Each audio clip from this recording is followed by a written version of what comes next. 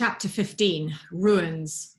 Despite not having eaten any of his eggy wig, Alfred felt more full of life than ever. As soon as Nanny had locked his door, he leaped out of bed. Instantly, he began his detective work. He made a big pile on the floor of all his ancient history books. The prince was looking for clues about the markings that had been chalked on the floor of the ballroom. It was Chinese characters and their meanings, map of the universe, a history of human sacrifice, Greek gods, cave paintings, the worship of evil in medieval Britain, how to get nasty stains off nice floors, and a beginner's guide to stage chalk markings.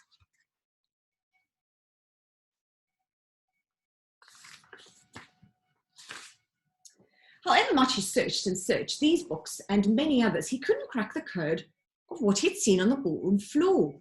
The boy needed to take another look, and this time copy down what he saw for reference. Alfred opened the stationery drawer of his antique desk and grabbed a little notebook, a notepad, and a pencil. He stuffed them into his pajama pocket for safekeeping. The sound of the siren that rang throughout Buckingham Palace for the beginning of that night's curfew couldn't come soon enough. This was the time when all those inside the palace had to be safely in their rooms in case of an attack from outside. Alfred blew out his candle and shuffled over to the window on his knees. The searchlights that scoured the walls of the palace looking for intruders passed by his window much more regularly than normal. It was almost as if the royal guards were waiting for him. Alfred didn't dare risk it. The problem was that the only other way out was the door, but that was locked from the outside. If he were going to carry on his detective work, he'd have to think fast. Hearing the wind whistle through the fireplace, whoosh, Alfred realized this might be the only way out of his room. So he pulled the grate aside and squeezed his skinny little body up into the flue. It was dark and sooty in there, but because the flue had been made of bricks, he could use them to climb up like the rungs of a ladder. As his bedroom was on the top floor, it was only a short climb to the roof of Buckingham Palace. When he reached the top, he disturbed some pigeons that were nesting there. Squawk, squawk, squawk. This alerted the royal guards who were keeping watch over London from the roof. Alfred kept himself hidden inside the chimney as one of the fearsome royal guards left his station to take a closer look. When the last pigeon flew out of the chimney top, the guard returned to his post. Slowly and silently, the boy climbed out of the top of the chimney. For the first time in his life, he was standing on the roof of Buckingham Palace. As dark clouds swirled above him, he looked out across London. Now he had a 360-degree view of the city, a city that he'd studied in books, one that had the most famous skyline in the world. Have a look at that city.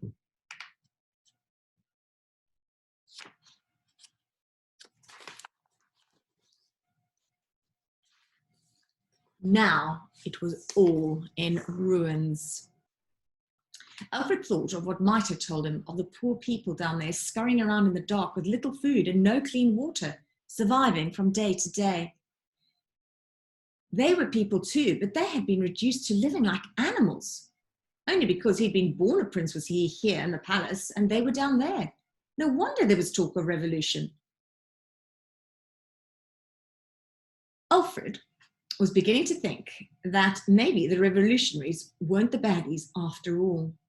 He was determined to do something to help the people of Britain. This was not how the country should be. Then Alfred heard the sound of something flapping in the wind. Flap, flap, flap, flap. Looking up, he saw the flag of the Griffin on top of the flagpole. How he wanted to tear that flag down and hoist up the Union Jack. One day, he thought, one day. The Union Jack had been the symbol of the country for hundreds of years. Now it was the flag that bound together the revolutionaries and as such had been outlawed by the Lord Protector. The black clouds in the sky above Buckingham Palace parted and a huge airship sailed into view. On its side was the same image of the Griffin. This airship was used by the Lord Protector to control the people outside the palace. Right on cue, the projector on the roof of the palace flickered into life. It beamed a shaft of light onto the envelope at the top of the airship, the part that contained all the gas. The envelope It's like a cinema screen. An image of a golden griffin appeared, and then it faded and was replaced by the face of the Lord Protector. "People of Britain," it began, "I'm your Lord Protector and have an important announcement." Alfred watched from his hiding place behind the chimney stack. "The revolutionaries struck again last night. St. Paul's Cathedral, a sacred place of worship, was destroyed. This is a new low from a secret organization that has brought only death and destruction to this land. Sadly, this now calls for extreme measures. After consultation with the king, there is a new law against traitors. Anyone found on the streets after 8 p.m. will be considered a revolutionary. As such, members of the king's army or the royal guards will shoot on sight." Alfred shuddered. This was even more dangerous than he'd thought. He looked across the roofs of London towards Big Ben. The clock on the tower was about to strike 8. "I wish you good night," ended the Lord Protector, and his face flickered to black, and the airship disappeared back up into the clouds. Bong, bong, bong, bong, bong, bong, bong, bong. I hope I've done 8. 8 o'clock! Alfred gulped. Ooh. Might the royal guard shoot him on sight too? Alfred scuttled across the palace roof. He found a small hatch, which he carefully opened and clambered through. Next, he dangled by his arms for a moment before dropping down on the carpet below. Thud! Now he was back inside the palace, and tonight's adventure could begin. Should we read chapter 16? Go on then. Chapter 16, Spying Through a Keyhole. Buckingham Palace was eerie at the best of times, and especially at night. Alfred made his way down the long, sweeping staircase, treading on each step lightly in case it made a sound. He patted his top pocket. The pad and pencil he needed for taking notes was still there. As Alfred drew nearer and nearer to the ballroom, he noticed there were some discordant sounds coming from it.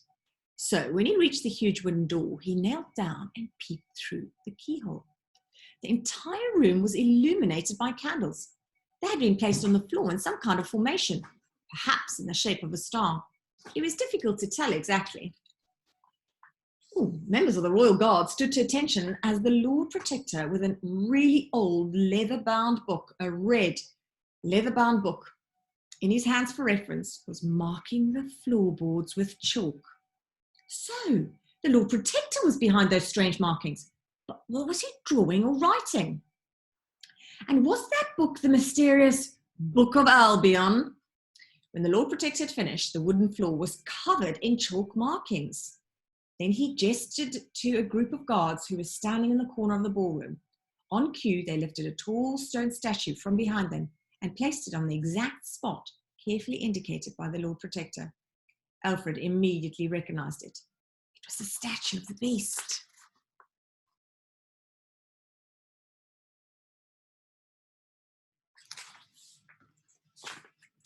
Not just any beast, a griffin.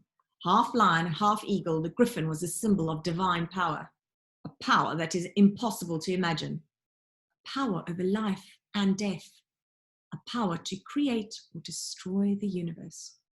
Alfred recognized that particular stone statue of the griffin. It had once sat on the front wall of Buckingham Palace, but, like many valuable artifacts, it had been moved to safety inside. Next, the members of the Royal Guard. Excuse me, it's late at night. Next, the members of the Royal Guard took their positions around the ballroom, like figures on a chessboard. Then, on the Lord Protector's signal, they began to sing. Alfred tuned his ear in as much as he could. It wasn't a song exactly, more of a chant. The noise they made was unsettling, as if they were conjuring someone from the dead. The Lord Protector began reading aloud from the book. He was speaking in some ancient language.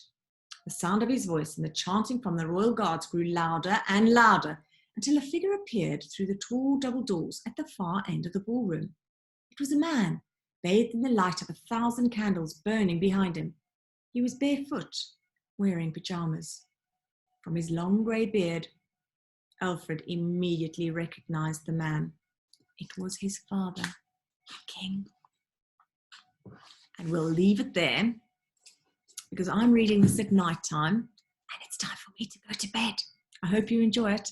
I'll see you next time, chapter 17. Bye.